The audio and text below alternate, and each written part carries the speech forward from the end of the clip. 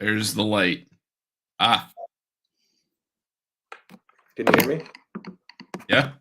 Okay, how does it sound? Curious how the AirPod mic sounds versus my mic.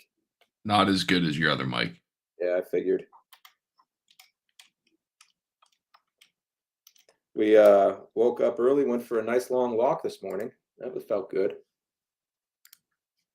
Nice. Yeah. How much mileage did you take off? Can't hear you now. We had about 2 There miles. we go. I could hear you, and then now you stopped. You can hear me? Now I can. Yeah, all set up. Yeah, we did about 2 mileage, and then I was gonna show Allison.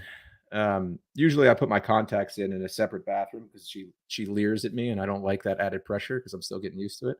But this morning I was like, I'm gonna look how good I'm getting. I'm gonna show you, and then I couldn't get him in, so I had to go to the other bathroom and then put my lucky robe on, and then get him in. I was in grad school with a guy who had gone his entire life until at that point we were like 30, and he hadn't gotten contacts, and he got them. I guess whenever you get contacts, they make you take them in or put them in, take them out, put them in, take them out before they let you leave. Right. And he said it took him an hour and a half to do that twice. Did I tell you about my experience? So the guy did. The guy that I went to, I had explained to him that it was like we were going on the ski trip to Jackson Hole on the first or second, and I contacted him on like December 21st saying I needed to get contacts before the ski trip. And so it was a little bit of an expedited process, and he was willing to play ball. But I got the first eye in immediately. The second eye took me an hour. And then he was like, "You can just leave with them in. I got another patient coming." And you kind of just go like this to take him out. Okay. So it was a little bit of a different experience. Yeah. He played it pretty fast and loose. And I was like, "Dude, I don't feel comfortable with that. Can you please just show me how to take them out?" And he's like, "Okay, I'll show you real quick." Did he just rip them out of your eyes? Did he do it? Yeah, he used a fish hook and got him out. He cast a reel and he got him out. Now, it actually really is pretty easy to get them out. If you're okay touching your eye, which I've become comfortable with just through because you have to put the drops in for the eye surgery. Like you're gonna have surgery on your eye. It's not gonna bother you to put contacts in. You know what I mean? Yeah. If people cutting your eye open, you'll get used to it pretty quick. Well, that's always the Yeah, that's the barrier to entry for people who getting LASIK. Think about it, because everyone, it works, right? It works every time, and it's amazing, and you don't have to wear contacts or glasses, but people still don't do it. I mean, it's not cheap. Yeah. People still don't do it because they just can't get it past the whole surgery on your eye thing. I didn't realize that it was so effective. People love it. We have friends that have a sailboat, and she had worn glasses her entire life, and she's like, "We're gonna have a sailboat. I'm not wearing glasses on the sailboat." So she went and got LASIK. Loves it. Yeah, I guess you couldn't really get glasses on a sailboat. That wouldn't be an option with the spray and what have you. With the ocean spray, it's not so much the sprays, but it's a lot of the what have yous. It's more of the what have yous, right?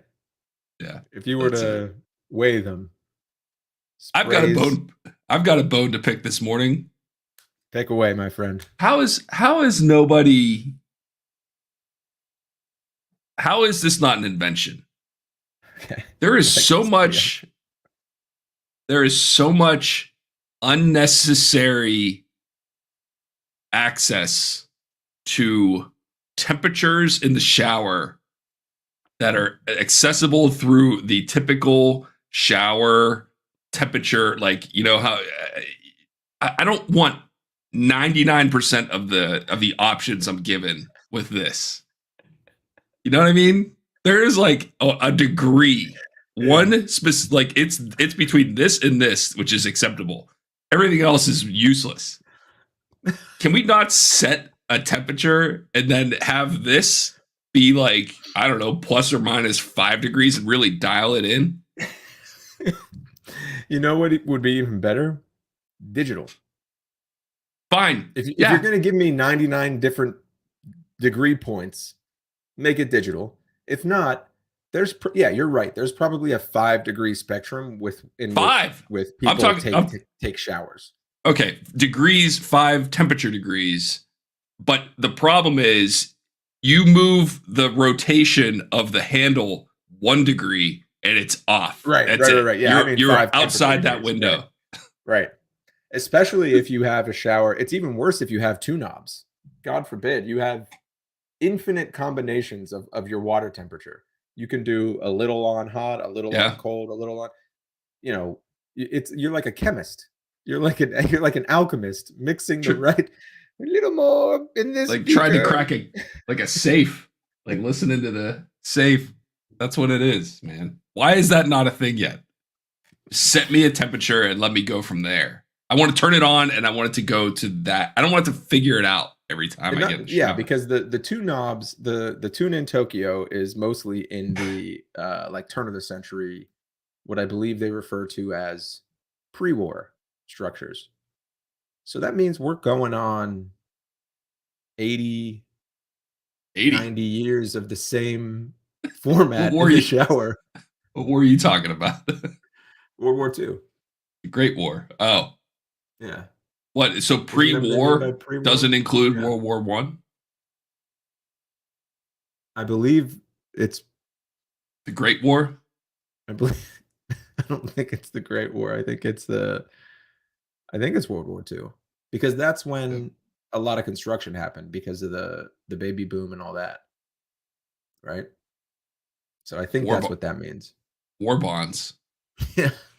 War bonds. Yeah, I got you. The war bond days, remember? Yeah. Remember. Anyway, I was thinking about that last night. I didn't write it down, but I'm glad I remembered it. Yeah, I'm glad you remember too. That's a hot take. I mean, it is a hot take. Sometimes it's a cold take. Yeah. Speaking of which,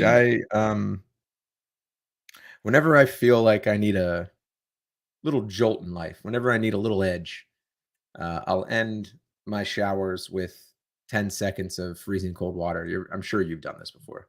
Sure. Do you like doing that? No. I'm such a bitch when it comes to that stuff, man. Yeah. Yeah, I'm too. But do you like the feeling afterwards? No. No, it sucks. I rarely do it. It doesn't, man. I don't get it. It just, what I will do if I won't do it at the end. I'll do it at the beginning. Like I'll just, in this house, sometimes it takes like minutes for the temperature to come up. If you're upstairs. Right. You're in a pre-war house now, if I understand correctly. I am in a pre-war house. Post-Great War house. Post-Great War. War house. Pre-war. Got it. And it takes forever, man. And so if I really want that jolt, I do it at the beginning. I just turn it on and get in. This is a rare moment when, oh no, I was going to say I've used your shower, but it was a different shower, right? I'm guessing you used the one in the hallway upstairs. I guess you'll never know. I may have snuck into the master. Yeah, no, I used the one in the hallway upstairs, and I thought it was delightful. I don't remember the knobbage or what type of fixtures there were. That's a double knob bathtub. The other ones in the house, the one I use down here in the basement, it's a single knob shower only. You shower in the basement? Dude, I live down here. I have most of my clothes in this closet in my office. Yeah. The office I'm in right now, I don't know if you can tell, but like it's pretty nice. It's got a lot of windows. It's a nice little setup. And the vultures are circling and have been circling for some time now. So my time here is limited because Allison's is upstairs. Her office is upstairs. Right. Okay. And she doesn't like going up there a lot. She likes the main level. which I understand. It's, there's more space. We got the kitchen down here. There's, the living room. So she'll sit at the kitchen counter a lot of times and work on her laptop, or sit at the coffee table and work on her laptop. And I keep asking, like, why don't you ever go up to your office? And I think the reason is because this is her office, just not yet. You know? So once I go to the upstairs office, she moved all my clothes into that closet up there already, into that office's closet. So I'm going to be living a very similar life. What's it like Clothes up there? It's lovely. It's a little bit, the only thing that I don't love about it is that it's they're shorter ceilings. It's like Okay. So that it's not great, but it's nice. Like it would be a much bigger room and be much more spacious. I just, I'd have to get used to living up there. I'll tell you what. I have a shower though. I'd have my own shower. Dude, it's not a bad thing. I'll be honest. Yeah. You're a little different when it comes to that stuff than I am, but I absolutely, we saw this house, and they had a bed in here. This is I guess a bedroom. It's got egress windows, so you can count it as a bedroom. Anyway, we saw the house. Gotcha. We put an offer in. The rule. Yeah, if you're in the basement, yeah. So we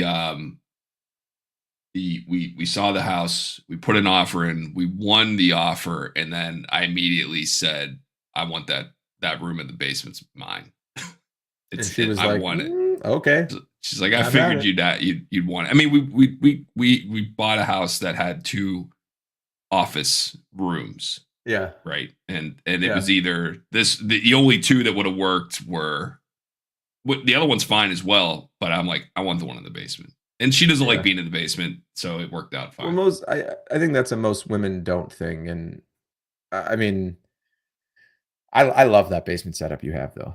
I really do. You've done a very. You haven't seen it since you haven't seen it since it's been set up, but you get the idea. I get the idea. I mean, the fact that we were in there playing guitar and the girls were doing a workout in the room outside was like, that was pretty cool. I'm sure it was a little loud for them. Yeah, but like they didn't care. I remember coming out to, I don't know, what are you gonna do? Beer or express my excitement about my guitar playing skills or something, and they were cool with it. They were just like, yeah, you guys are children. Go do what you children do. You ever just feel like, and now I get more about how our dads probably felt, but you ever just feel like these women look at us as just idiots that they tolerate and use for sperm and money? Or is that just me? That's just you. I certainly don't feel that way. Sorry that's what it's come to for your Selkovitz household. Jeez. Yeah. In the words of Josh Selkovitz, should we unpack this? Let me go fill. I'm gonna go fill my coffee up real quick. All right, I'll talk to the fans. Hey, fans. You ever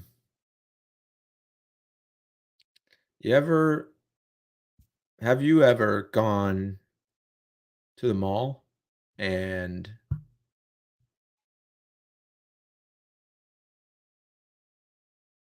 I have this coffee cup. Check this out. This is cool. It's an ember. It heats itself up. Hey, Rich, I'm glad you're back. It was pretty uncomfortable. Yeah, I can tell. I heard that. Have you ever gone to the mall? Yeah. I lost my train of thought, and then I saw my mug, and it saved me. But yeah, sorry that you feel like you're only married because of your material ass attributes. I didn't think that when I got married, and I think that's the thing is that slowly but surely I realized that I think it's the same for everybody. I think you need to take a harder look at your situation. The reasons that you may have thought your wife was interested when you first started dating are not the reasons she married you. That's what I'm trying to say. I was joking when I said that we're idiots, but like the value we bring them is not because we're such entertaining people. Okay, I agree with that. Yeah, I know. Look, the reasons you go on the reasons you go on a second date with somebody are different than the reasons you get married to somebody. Yeah, right? That's what I'm. That's it. Okay, you nailed it as you normally do. You put a finer point on it. Those are the words. But the reasons you go on a first date with somebody are different than the reasons you get married to somebody, right? When did you realize that? Did you kind of know that going into it? Yeah, of course. Because how many? And we're not gonna. Let's not get into our dating lives. No, but obviously you had dated somebody before you got married, and you're like, this isn't gonna work. Yeah, of course. Yeah, there's a trail of tears behind that. The one that worked. Ain't that the truth? It's a good way to sum it up. So, for the listeners or the non-existent listeners, I got laid off of my company on last Thursday, which is a difficult time. So I'd like to talk about some of the ways that I'm coping, and I'd like to show you some of the ways that I'm coping. Oh, let's see them. See what Josh bought. Selling jerseys on eBay. Hey, this right now is posted on eBay. The current bid is $63. Hold on. 2019 All-Star jersey. Real stitched on numbers. It's got a Kia logo. Kia. It's a slam dunk. Thank you. It's a slam dunk. You like that? You got the stars on the side because he's a 3-star athlete. I love it, man. So you're selling. What else you got? 1992 Chris Mullin Dream Team warm-up jersey. I know what you're thinking, but Josh, blue isn't my color. No problem. It's reversible. $29 on eBay. Heyo.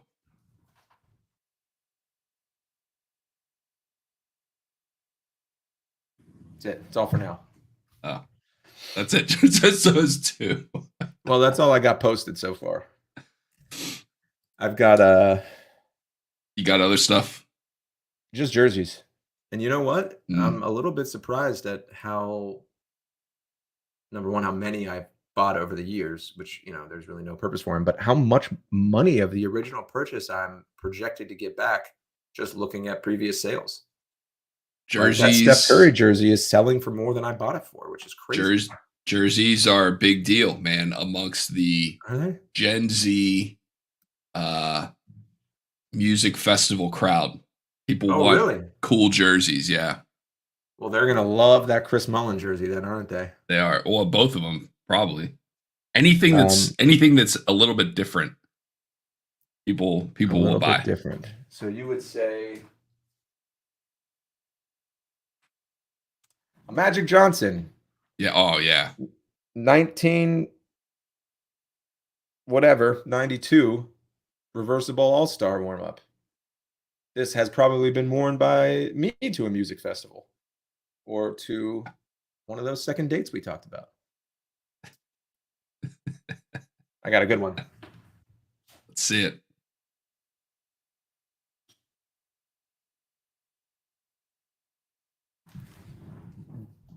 Deion Sanders, Atlanta Falcons. That's stitched. Fly high with the bird. Yeah. That's going to be a good one. Yeah. You want another one? Sure. Bring him. Number 22, Christian McCaffrey, Carolina Panthers jersey. See, that one's not going to be cool. Nope. See you later. No one wants it. That one's not. Carolina Panthers jerseys are not cool. Kings number 55. White chocolate himself, Jason Williams. I have two of these. One Mitchell and Ness, one regular. Why? Why wouldn't I?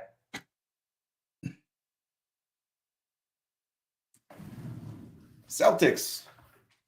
Number 11. The big baby? Kyrie Irving. Oh. Loves Jews, so I love him back. Wasn't that Big Baby Davis? You wish it was Big Baby Davis. Glenn Davis, right? Big Baby. Yeah, he was number 11. I can't believe I have a gift for remembering the numbers of random athletes. Weird. Oh yeah? Yeah. Who's this? John Stockton. Well done. No reason for me to know that. I wasn't a John Stockton. Aaron Donald. That's an easy one. Yep, that's an easy one. Why the fuck do you have an Aaron Donald Rams jersey? Why wouldn't I? Where did you ever wear that? I didn't. I got that as someone traded it for me, and when I lived in Seattle, someone had a hard on for a LeBron jersey I had, and they gave me that. Got it.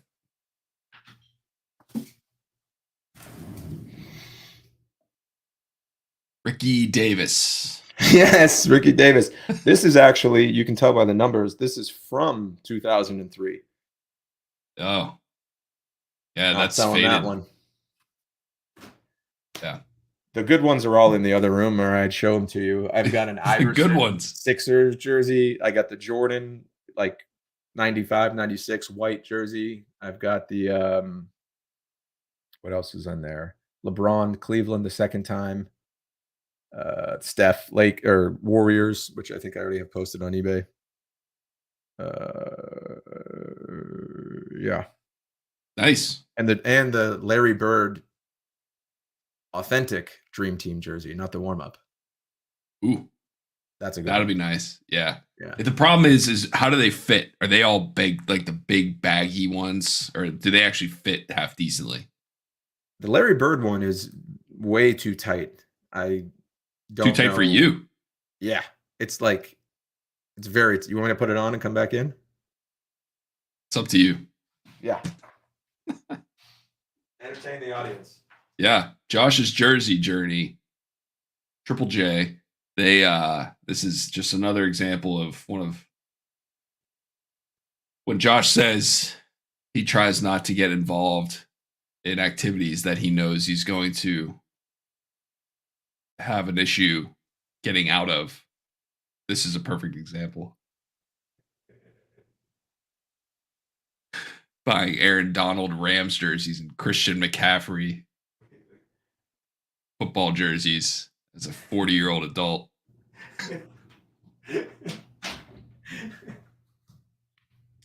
No, so I think that fits perfectly. Number one, if you're at a music festival, you're not wearing a shirt underneath it. You're not wearing a long sleeve shirt underneath it? Yeah. I think people are gonna love that one. That's Larry Bird. Good one, man. They all pretty much fit like that. Like none of them, they make them kind of like that Kyrie jersey. I don't even think I could get into that now. It's like it would look like I would wear it. Medium. What size did you buy? Or let's see. You got to remember when I bought a lot of these when that Amazon money started popping and I had some extra money. So this is like 2015.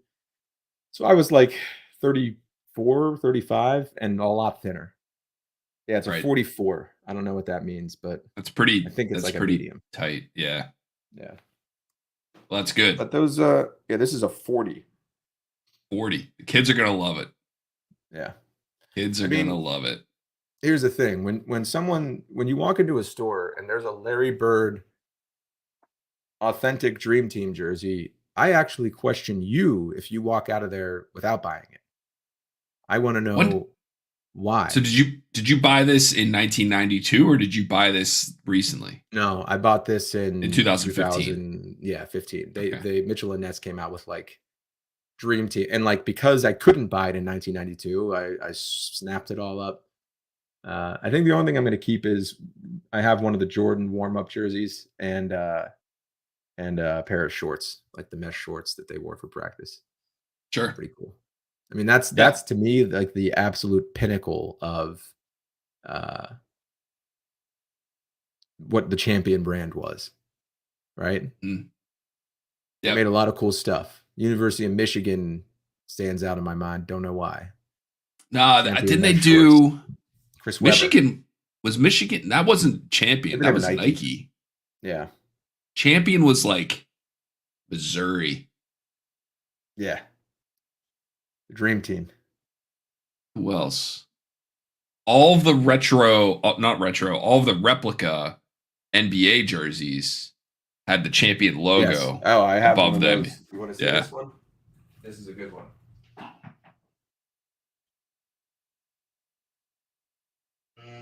Let me see. You in here somewhere? I've got a bin of like all of my t-shirts. Yeah, here it is. Like all like my bar mitzvah t-shirts in there. You know, like my fraternity t-shirts are in there. Some pretty inappropriate stuff, but this is actually from the time. Do you know who this is, Richard? That's Chris Webber, right? This is Dream Team 2. Right.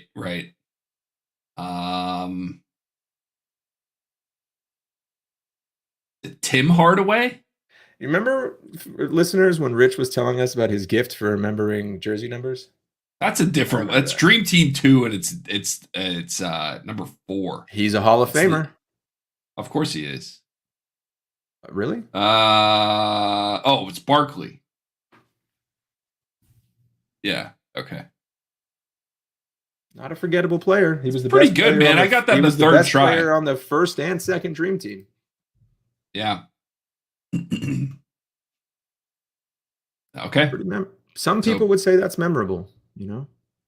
I remembered it. 3 tries to get that. That's pretty good. That's true. I'll be honest. That's pretty good. 4, and I don't actually. He did wear 4 in the. He wore 4 in Houston, didn't he? First Dream Team. No, you can't get, even on the reissue, you can't get Barkley Dream Team stuff because he won't give up his license. The same reason he's not in video games.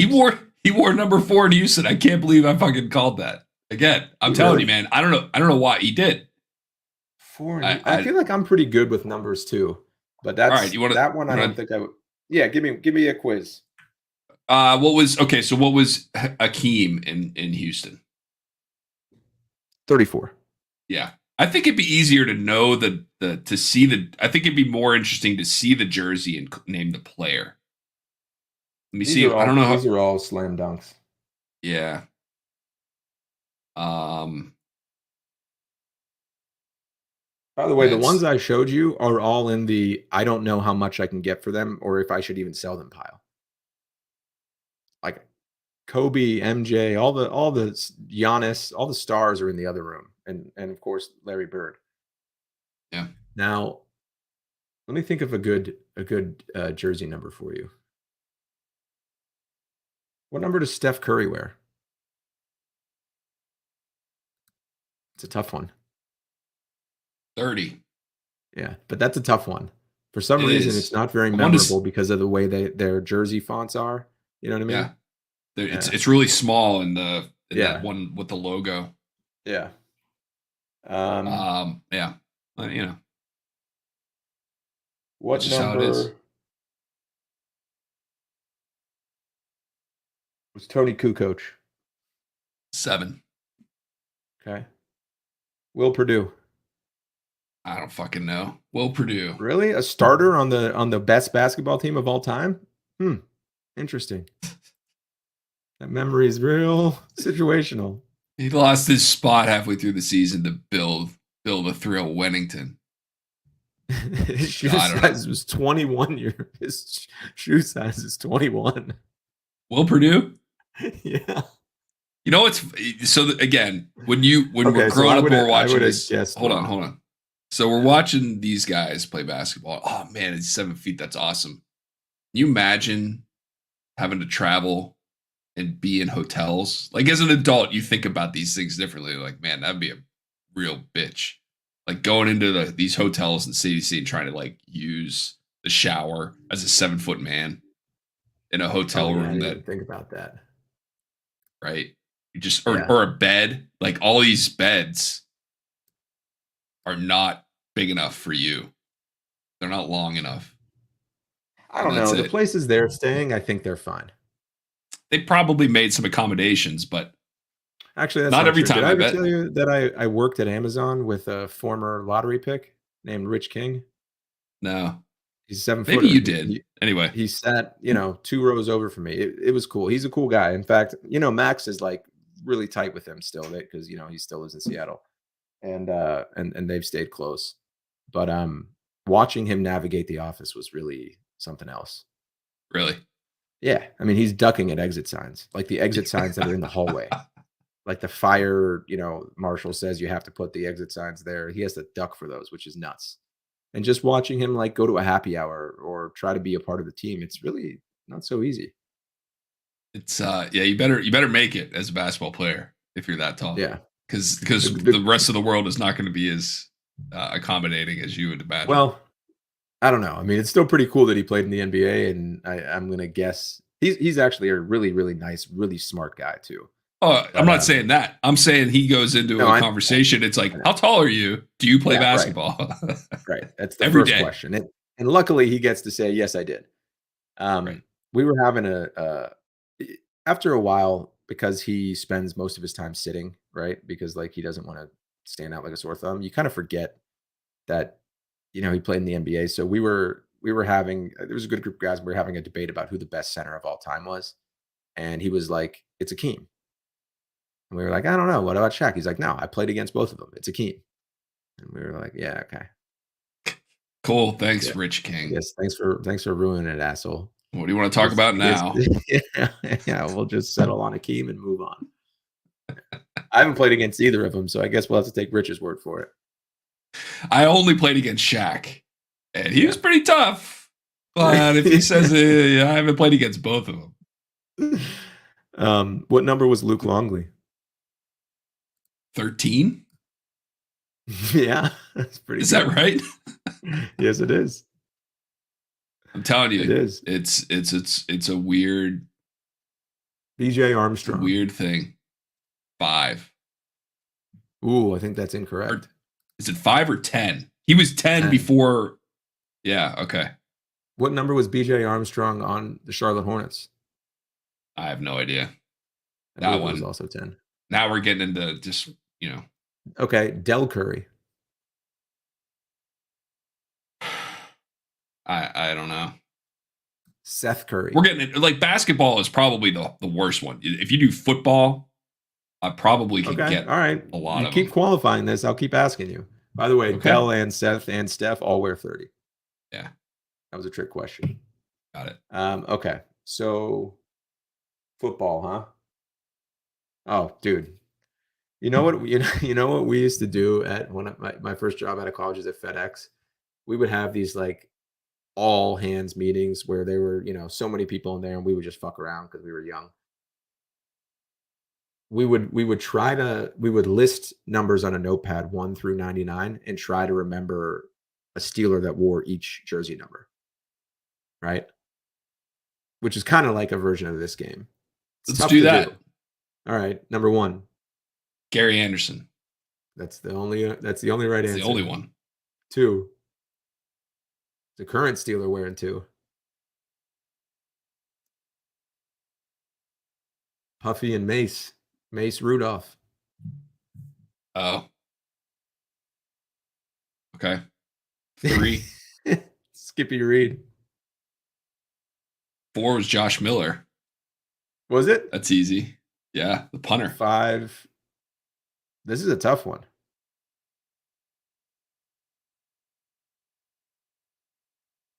Uh,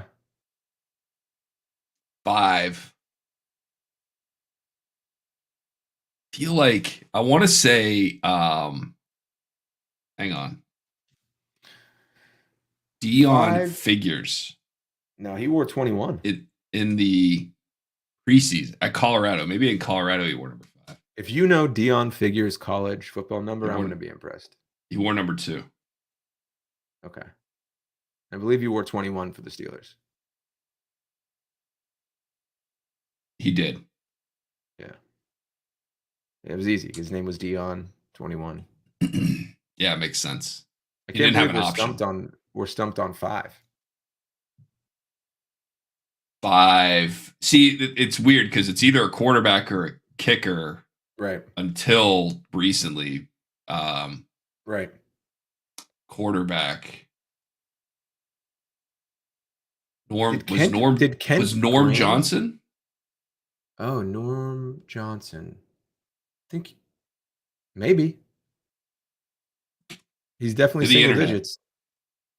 I'm just going to share this. That way we can look it up. Yeah. Yeah. Perfect. No, he was number 9. Which is the same as the Boz. How about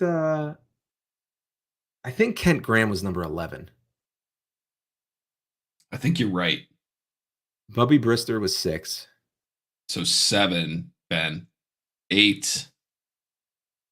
Tommy Gunn. Automatics. 9, Norm Johnson, of course. Yeah. 10 was a bunch of guys that I can think of. At least 2. I can think of Santonio Holmes and Cordell. Right. And Martavis Bryant. Martavis Bryant. So that's 3. Martavis Bryant was the best wide receiver the Steelers have ever drafted. I truly believe that. His statistics, like I go on YouTube and argue about Martavis Bryant maybe once a month because dude, he played in like 19 games and scored like 17 touchdowns. He was incredible.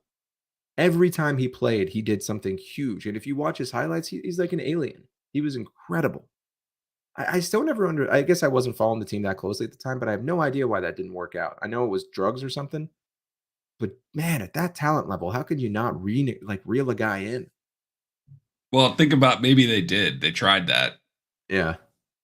I'm sure he got more than one chance. What's this? Those guys, they don't. Yeah, they get a few. Yeah, I'm really trying to make it work. At his talent level, they gave him multiple chances, but I just like every time he was on the field, he did something incredible. Right. Yeah. Anyway. All right, so we're on 11. Kent Graham. Did we decide that? Yeah, I don't know if that's right. I'm going to fact check me on it. Yes. Yeah, the Mummy. Someone used to call him the Mummy, one of the local sports talk guys, because he couldn't move. He was just a big stiff. Did we say that Josh Miller was 4? I think that's right. Yeah, you did. But I don't think we. Okay. Number 12. Touchdown Terry. Yeah. No one else wore it since. That makes sense. For that one. Yeah. Roger Staubach. 13. I feel like we're only going to get to 13 by a new wide receiver. Yeah. Oh yeah, 13. Nate Washington. Anybody else? I wonder if we can do this. Steelers by number.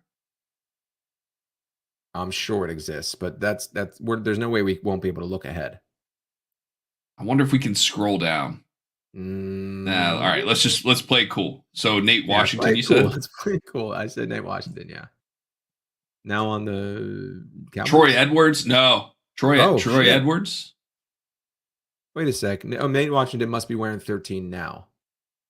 Troy Edwards wore the 80s. 81, yeah. 13. What was that dude's name that had the dreads? Is it Deontay? No, he's 18, right? No, he's 18. There is a guy. I don't know what his name is. He had like dreads with blonde, like that dyed blonde tips on the end.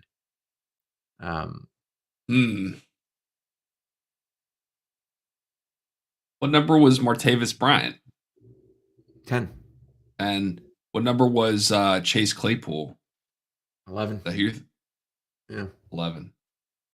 13. That's what we're on, right? Yeah. 13. Type it in. Type in Steelers 13 jersey number. I think it's a wide receiver from the Antonio Brown days. Who's this guy? Dree Archer. James Washington. I told you it was James Washington. I'm counting that one. It did. Look, it didn't come up. You're right. 13 James Washington jerseys. Yeah. 14. Neil O'Donnell. Neil the Thrill. This is the way we do this. Yeah. Oh man, it's funny. There he's showing. There he is. Wait a second. Are you not hearing this? What? Did I Here just you go. die and go to heaven? Say something like your God greeting me in heaven. You God greeting me in heaven. No. Like I just died. It sounds like you're an angel. Oh, did I think I accidentally hit the number. Am I better now? Nope, still sound like an angel. Could be my headphones. Hey, I'm an Indian. Oh God, laughing. That was very scary. Okay. There we go. Okay. It's I got these hotkeys, man, and I number 4 is It's called mothership. This is what it sounded like? Yep, that's it. I mean, I really thought maybe I had a brain aneurysm and that was it. And heaven is you and I doing a podcast. Doing the same thing. Isn't that sweet and poetic? How about that? What a way to go. What a way to go. Look at those jerseys with those block numbers. So much cooler. Actually, that's not true. I like these two. Those look good. But that Neil O'Donnell uniform, the whole thing, the size of the pads, the numbers, like, man, it's pretty ugly. Good old days. It was the good old days. Yeah. George Pickens. There we go. Okay. So number 15. This is going to be a hard one.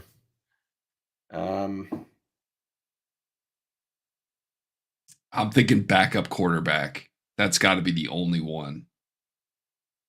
Got to be some backup quarterback.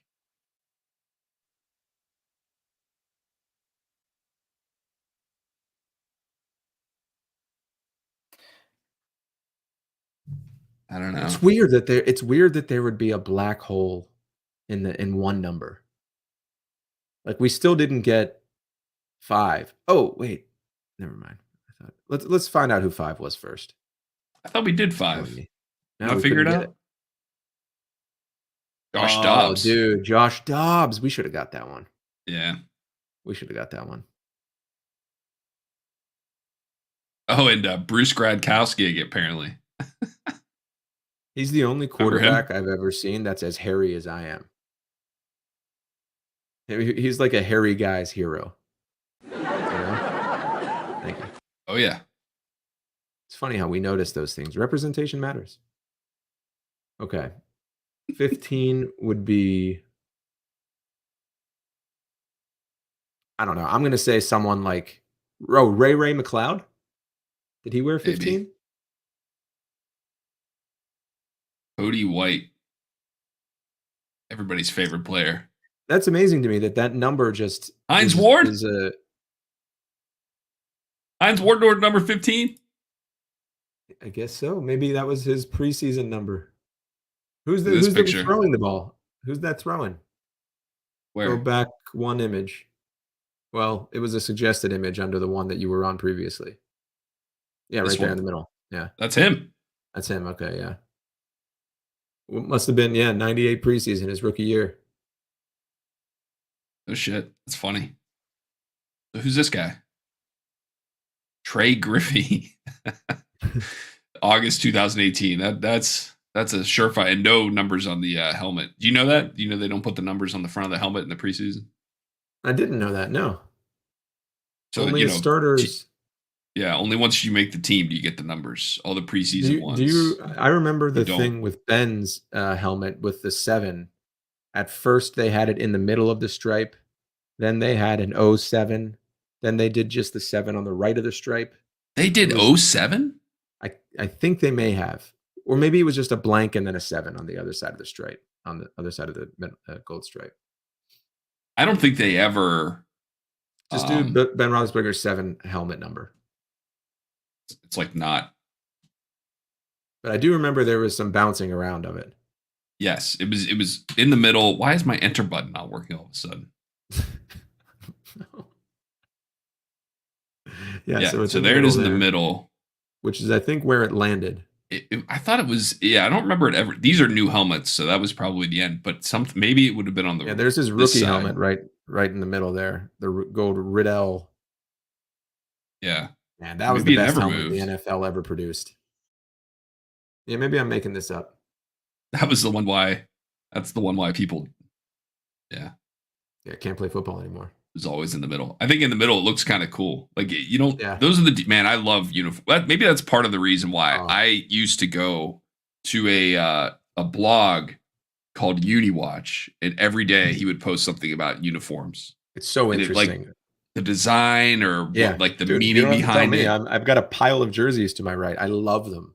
I just love them. I love the whole thought of how they come up with these designs and how iconic some of them are, and like where, what putting the number in the middle represents versus putting it on the side. And it's such a psychological, it's really cool. There's a guy who actually does helmet builds on YouTube too, NFL helmet builds. So cool. Like I would love to have like a real NFL helmet. That'd be a cool thing to have.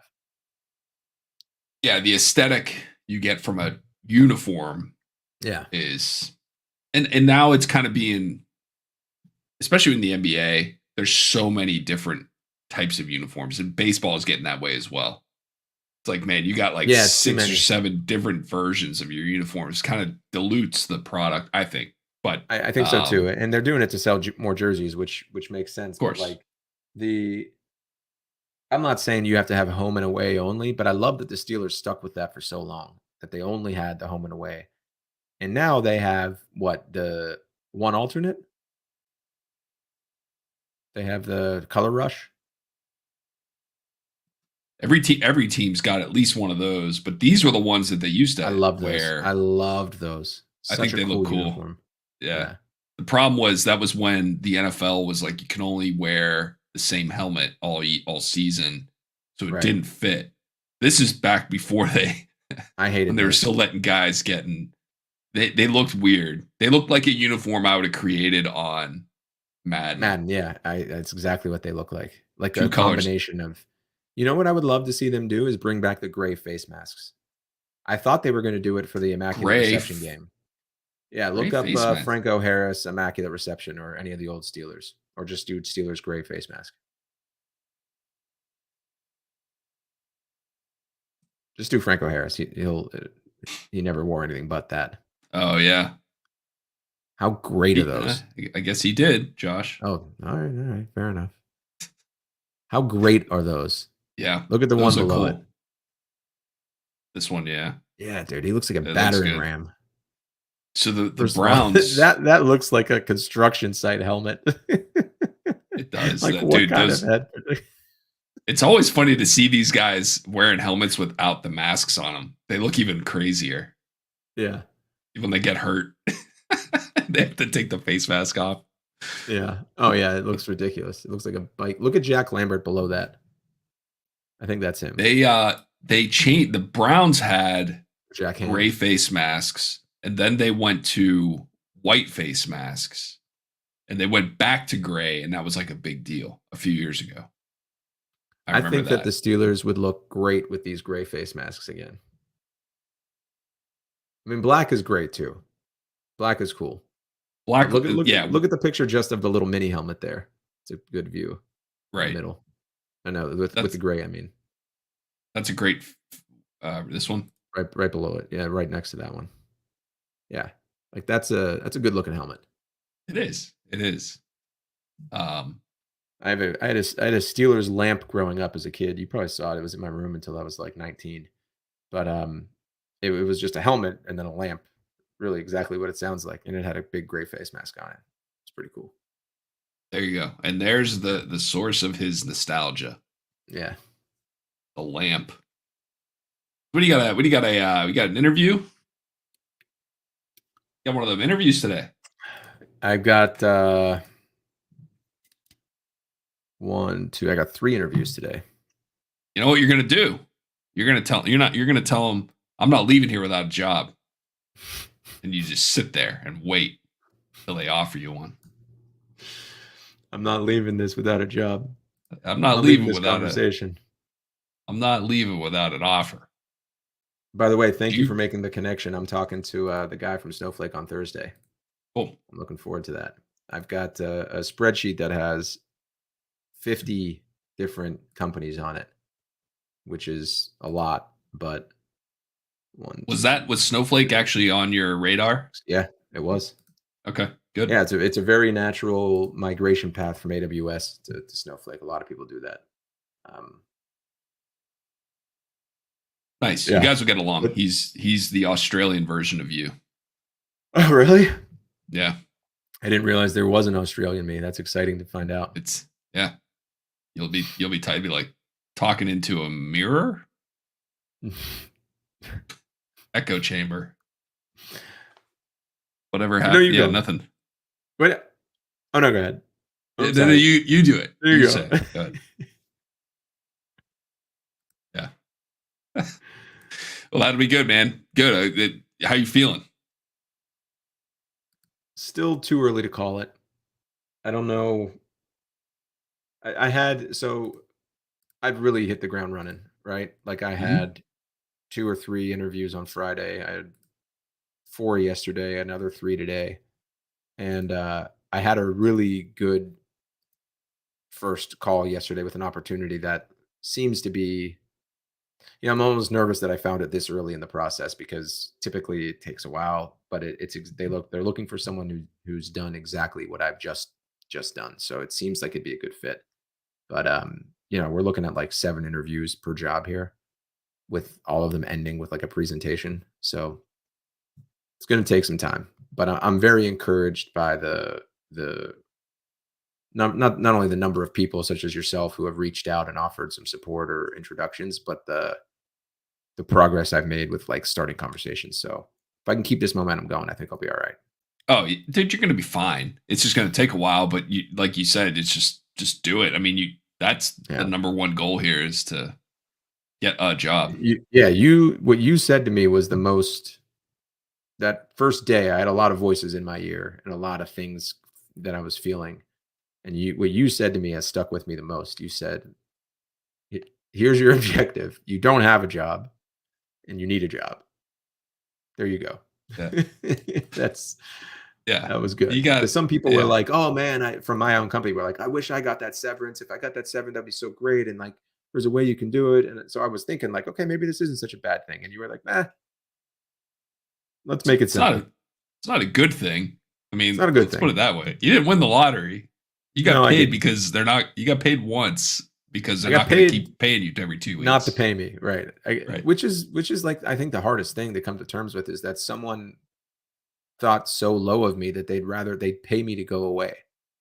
That's what it feels like, right? Here's money so that you just stop coming to work. Yeah, they could have just kept paying you up to that amount and still had you be productive at the office. They're like, exactly. We don't want to see you. Yeah, we don't even. Don't call. One more minute. We can't do it. We can't. We can't risk it, man. Yeah. But I think I'm okay. You're gonna be fine. My old boss, actually, at one point in my career, I had a conversation with my boss at the time. And I wanted a raise. And so I just like stopped by in his office, said, hey man, I want to just have a professional conversation with you. I'm not quitting, but I want this amount. I'm expecting, this is a couple months before it was the right time of year. We were getting ready to do like year-end reviews and stuff like that. And I said, this is what I'm expecting. And he said, are you going to leave? And I just said, listen, I know that this is market for me. But were you kind of implicitly threatening that you were going to leave? Yeah, of course. I mean, that's kind of how you come out and say it? No. The recruiter had called me, and I asked the recruiter who called me. I said, "What should I be getting here?" And he told me, and I said, "Okay, there's room there." So then I just but that was it, and I was like, I don't expect an answer today. I'm just put it on your radar because I know this is going to be a thing that we're going to be talking about in a couple months. And I ended up getting a really good raise. But anyway, interesting.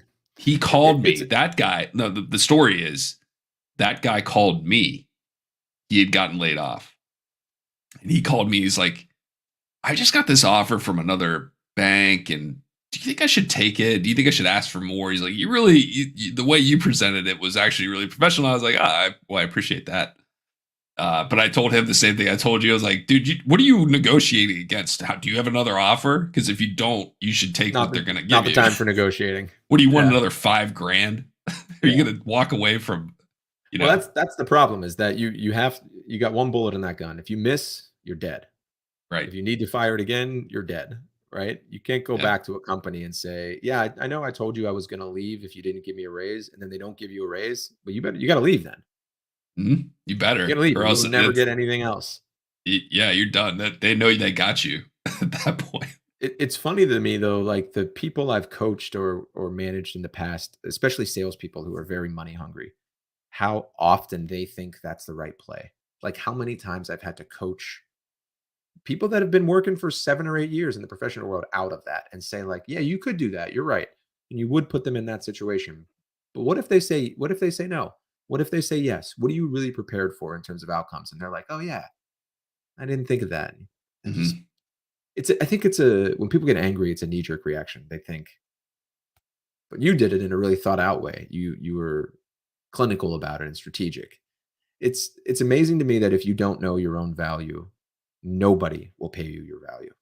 But you got to ask for it. Yeah. That's it. I mean, no one do not wait around for someone to offer you a raise. Right. 'Cause it ain't It's gonna true. happen. If your performance is, exemplary or at standards or above standards, you got to go in and ask for it. It's also And you amazing to me how many people don't do that. How many people just won't ask. Don't think they're right? worth it, whatever their reason is. And they're terrified to do so, and I understand some of Yeah. that. I mean, it's tough. It's tough. But when I asked for that raise, and anytime I've ever wanted to just kind of reset my own market, it's a years long process. I don't wake up in the morning and Yeah. be like, I'm not getting paid enough, or I get one phone call from somebody and I find out and I'm like, no, that doesn't work. Like I want to make it. I want to build the case because you, like you said, you get one shot at it. When I asked for this one, I had gotten moved into this group, and then I had to learn the product, and I gave it a year. I was like, I'm going to do the role for a full year. And then the next time that comes up, I will say, listen, I've been doing this. It's working. So Right. now it's time to like bring me into where I should be in this Yeah, group. why else would you be asking for a raise? Right, makes sense. Yeah, it's not just Makes because I got gambling debts. It's funny, man, like this is gonna be so I'm applying for the same job basically that I was doing, just at a different company, but I'm asking for more money. And the place I was at before that doing the same thing, Miro gave me more money for. I don't understand that. Sure, there's been inflation in the last 2 years. I mean, I've been at Miro for just a little over 2 years. So why would I get paid more for it? I don't know, man. I mean, that's just how it is, right? There's always going to be a little bit of a bump, hopefully. There's 2 narratives. The head of sales at Miro, who I got to work very closely with and like couldn't look up to someone more, taught me so much, like so many things. I look back and I think I was such a shithead before this guy showed me patiently and kindly and like with compassion and care, showed me the right way to do things. And he always said, yeah, Matt Young, very good man. He always said that he always said that if someone has if one of their last 3 jobs they haven't been at for at least 3 years as a salesperson, that's a red flag, Yeah. right? But really, if I were to change jobs every 2 years, I'd make a lot more money. So I wonder if that's just management's way of trying to control how much they pay their people. Or I mean, there's some validity to it, right? There's some Oh, validity, but I think there's competing yeah. narratives of like, you got to stay at a job to be reliable. And every time you change a job, you're going to make more money. Like, I think we're fully in the job hopping generation. If you were going to go to another job today doing the same thing, could you make more money? I have no idea. I have no idea. Probably, Okay. maybe. I don't know. I think a lot. Yeah. It depends on a lot. There are going to be very few jobs that are equivalent to what I'm doing, and so finding Okay, so it, that's a little different. Yeah. we're Yeah, talking finding the about one-to-one. different. If I was selling something, Now, that's there's a got to be little another easier. bank that has the same operation. Sure, But they don't but have they're a very you few there? and far between. Though they do. So maybe, I don't know, but I don't know where they are. I don't know where where you sit matters. Yeah. And this is an expensive market. A lot of these banks are in the middle of fucking nowhere, man. These small community banks. They're not in big cities, man. They're in. How did that come Nebraska. about? How did they end up there? Is it like old savings and loans that could just grew and grew? No, they're just small banks, and they're like, we're gonna do branch banking. We want to be a part of the community. Community. Okay, I actually admire that. I like banks trying to be part of my community. You know, one thing I've learned is that bankers usually have the community's best interest in mind. Right? They're there to help. I've never seen a banker, be dishonest or do anything to harm the community. Not once. Not in my Going into when's the last time you went into a bank? When we moved to Montclair because we wanted to combine our checking after we got married. Combine bank accounts. But yeah, before that, it had been probably 5 years. Yeah. You go in there, man. As a matter of fact, they're just pacing back and forth. Just waiting for people to come in. The bank managers? The bankers. Yeah. They're just waiting for somebody to come in. It was a little off-putting. You know how whenever you're in a situation when whomever is selling you the product or service seems just a little bit too eager and a little bit too excited? It was like that. Like we met with someone to combine 401ks, and like we really wanted to get our stuff organized as a couple. After, you get to 40 as a single man, a lot of things out there. So they were just a little bit too excited, and it made me nervous. But I lived in Seattle for 3 years without a PNC bank even 50 miles from me, and I was fine. Right. Just using ATMs.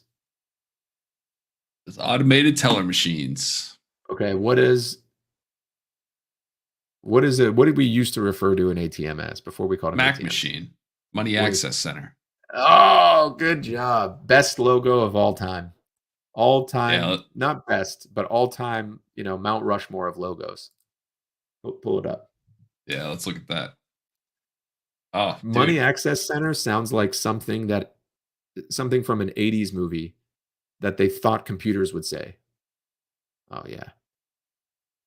That's incredible. Money Access Center. Machine and gear. Get out of here with that. Dude, pull up that Mac machine. That's the one that was at South Hills Village right there. It's got a mailbox directly in front of it. It's closed, the mailbox in front of it. This is just a picture of like the relics of the past that no one uses anymore. A Mac machine in a blue mailbox. You got a Mac card. Look at the top left. Top left. I want to see that full machine in its glory. That's a good one. Oh, it's an old PNC bank. It's probably from Pittsburgh.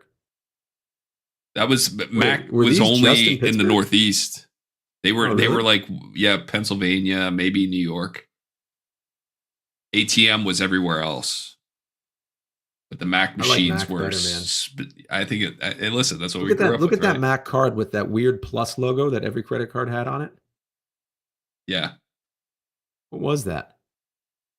Plus, that was the network. Is that was the payments network or the financial? Yeah, network? like the bank network. Yeah. You could buy somebody's old Mac card. That's funny. A Mac pouch.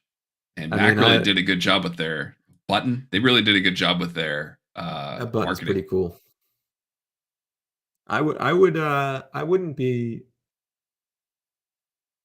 I don't get that. We tap. I don't either. Can we somehow repurpose the Mac machine into our logo? That's awesome. Back on tap.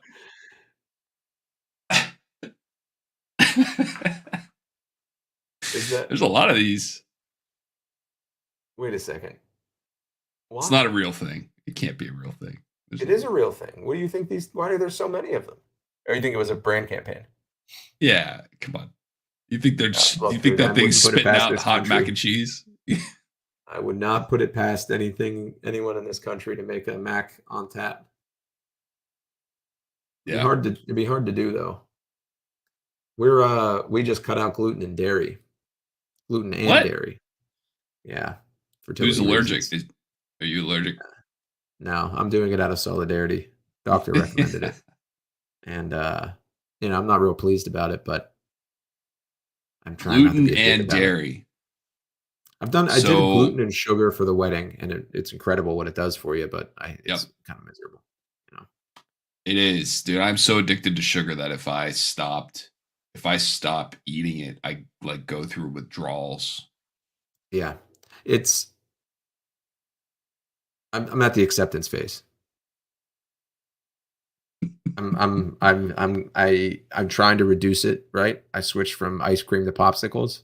I'm trying to drink less soda. Soda's the worst, man, but I love it. I love soda. That's one thing that I never got into. Never. Yeah, but don't dip your toe in the water because it's a slippery slope. Yeah. There's there's one at Whole Foods called Cherry Vanilla Creme. Oh, it's the 365 brand.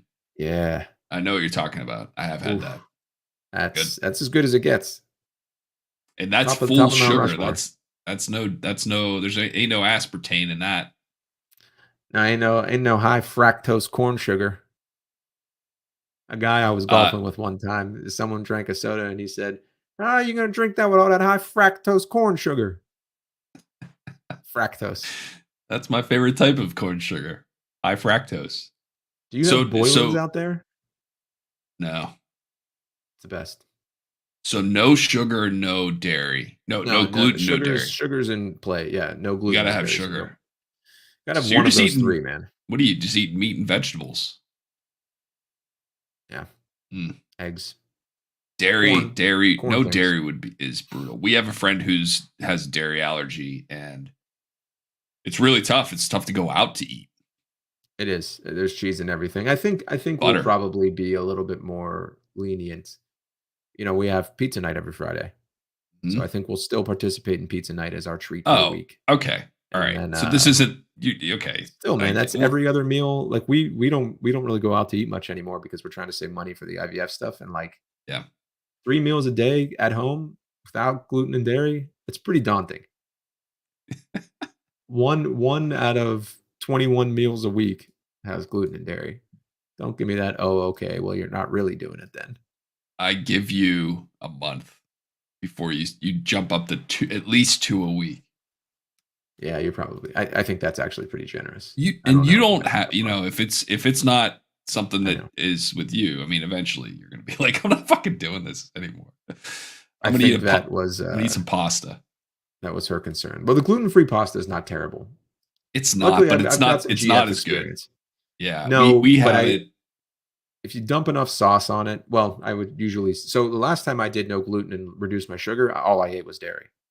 Like I leaned heavily into cheese and dairy, and I was fine.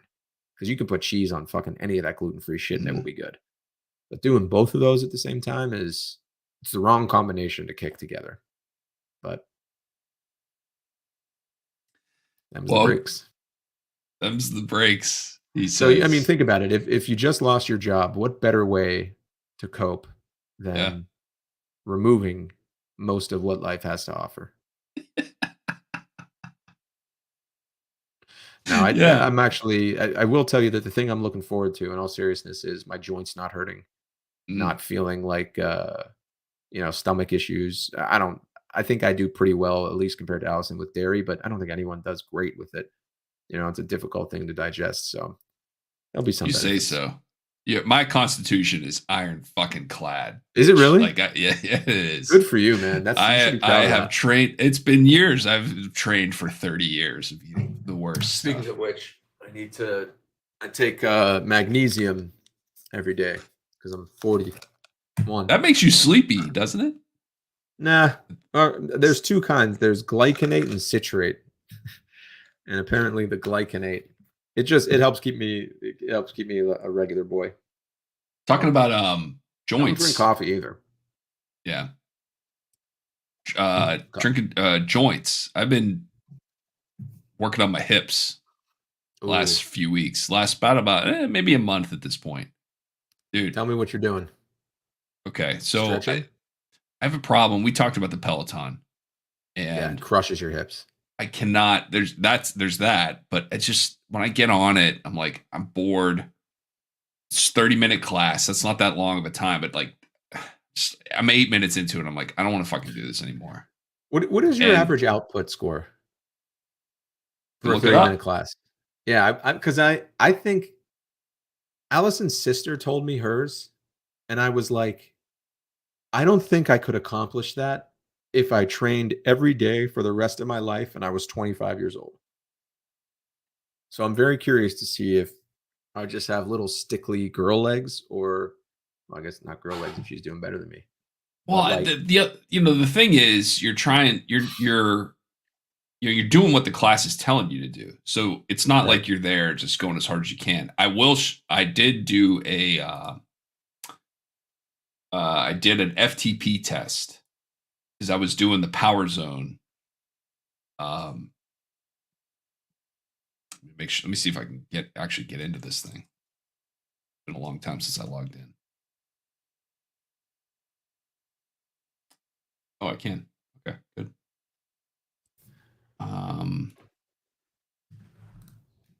Profile. No, I see a lot of blue dot. You're not sharing your screen, by the way. I don't know if you're intending to. I'm not right now. Okay, that's fine. I see a lot of blue dots on that calendar, though. That's good. So now I just get on the bike and do these rides. So here, we'll just show this one. This was just a regular 200. I set this for 200, right? Like I want to get to this and then I'm done. And in the meantime, I'm like looking at my phone or watching TV or something, but I'm doing it. Oh, really? Right? And I'm on the bike. We just mounted a TV in the right in front of the bike. I recommend it, man. It's better than it keeps me on the bike as opposed to like taking a 30-minute class and then being bored. You're not seeing anything on the screen, or there is shit, but you're not paying attention to the Peloton screen. It's correct. There's stuff. It shows you everything that you would when you're taking a class, but there's no like video. Yeah. Is there any content on the Peloton that makes it like feels like you're taking a ride through the Swiss Alps or something like that? Yeah, dude. Scenic Is ride. it cool? No. Okay. So hold on. What is your output when you do a 30-minute class? So let me find one because it's been a long time since I did one. Anyway, I've been taking this Focus Flow hips, and I've been working on that hips. That's where we got into this. There's a 10-minute hips that I took twice, 2 or 3 times, and not on the bike. Not on the bike. It's a yoga class, 10 minutes, and I learned the moves, and now I don't even have to take the class, right? I can just kind of do it. And I have it every time I go in there. I sit cross-legged, and then like roll. Oh, that's while you're hard. Yeah, that feels really good, man. Yeah. That's where I'm super. As a matter of fact, I was just talking to Allison this morning because I can't sleep on one of my sides because one of my hips. I can't, not for too long, because one of my hips will lock up because I do the Peloton. It's just too much stress on my hips and not enough stretching of my hips. Right. I recommend it. I highly recommend it.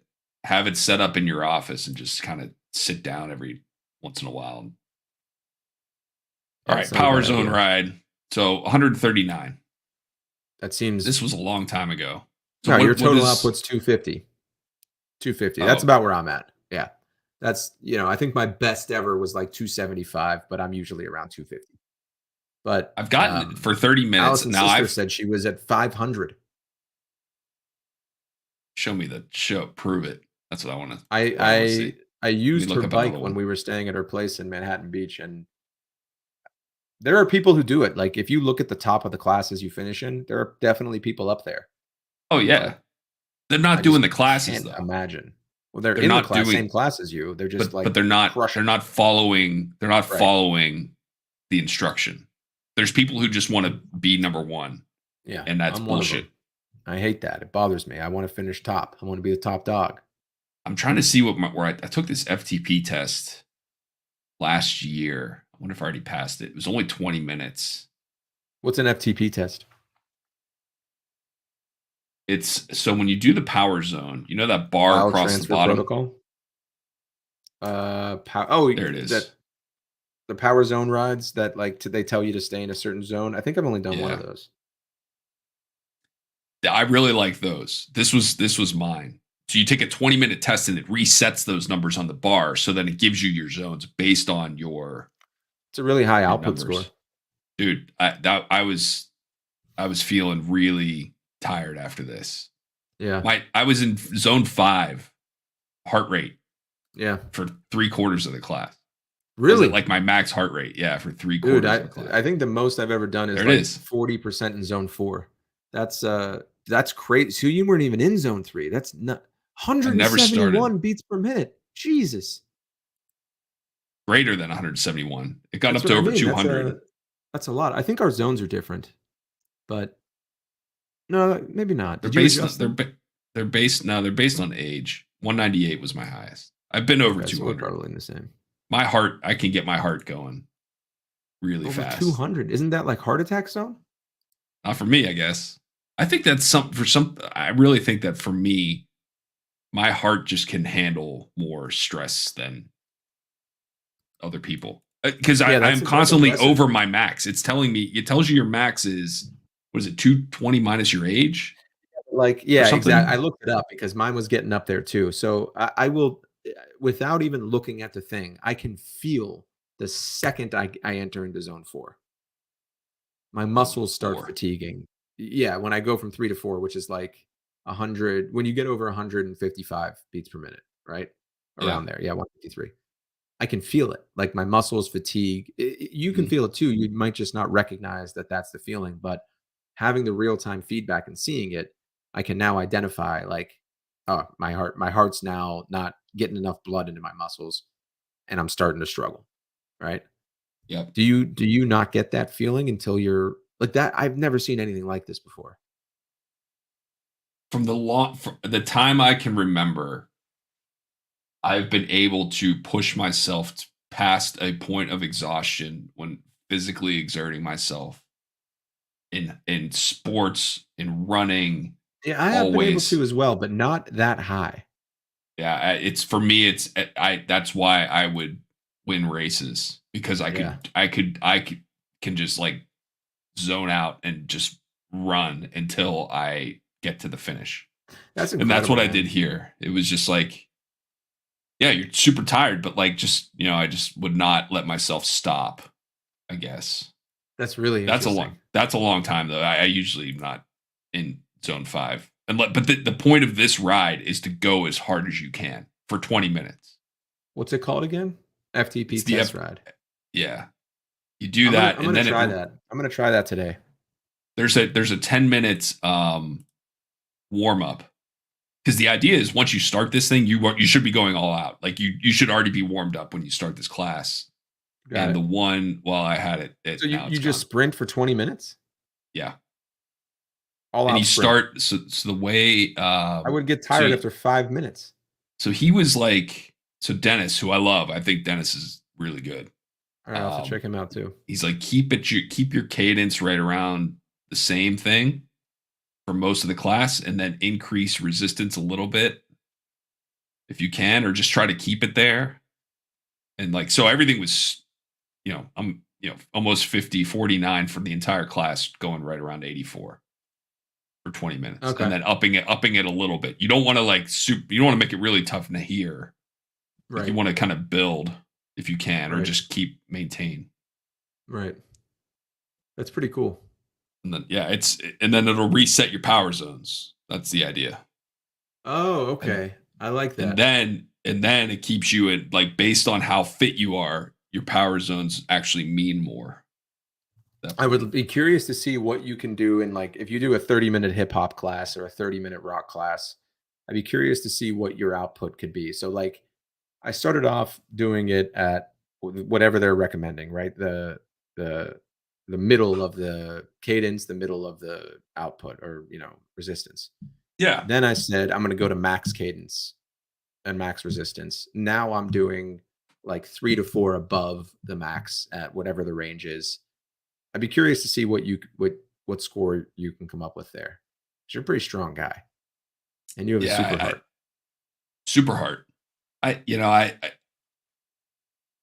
can. The problem is, and we've talked about this, you can do one of those classes now that we're in our 40s.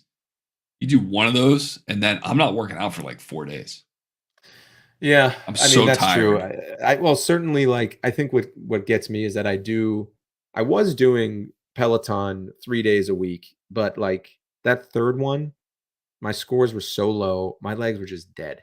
They were dead. So now I do it like twice a week, and I lift weights on the other days and walk. But I'm growing addicted to that like crushed feeling of just having exercised. I love that. It's nice. And it's so hard to get now. It's hard to chase that dragon. Yeah. So I'm just trying to not do that and just like every day move. And this hip stuff, man. I can sit cross-legged now. Yeah. It's crazy. I'm trying to get to the point where I can sit straight up. I'm trying to be able to do this on my left leg, like cross my left leg. I feel it right in the hip, man. It just can't cross your legs? Not my left one.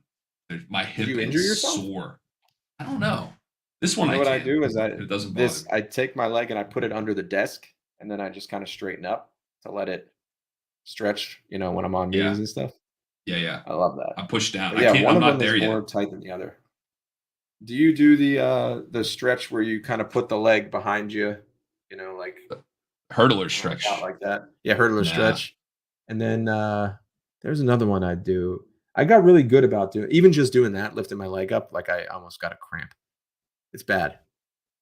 Hips are bad.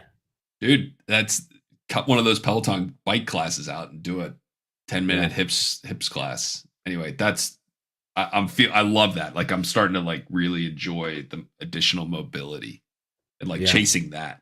It's not hard. And you can do it multiple times throughout the day for 5, 7, 10 minutes and just have it there. That's what I'm into. By the way, I have successfully cleaned up my personal email box. Congrats. It took a while. Sure. But just on time, because now I'm going to need it more than ever. Yeah, a Miro one is inactive. Immediately inactive. Speaking of that, let's call it. Yeah, I think you got an interview coming up. Yeah, same. I'm gonna get this on though for luck. All right, yeah. I'm ready for the interview. Yeah. This is good. This is good vocal warm up for an hour and a half before the interview. It is. It actually helps me to get mentally kind of agile. Good. All right, brother. Talk to you soon. Yeah. Thanks.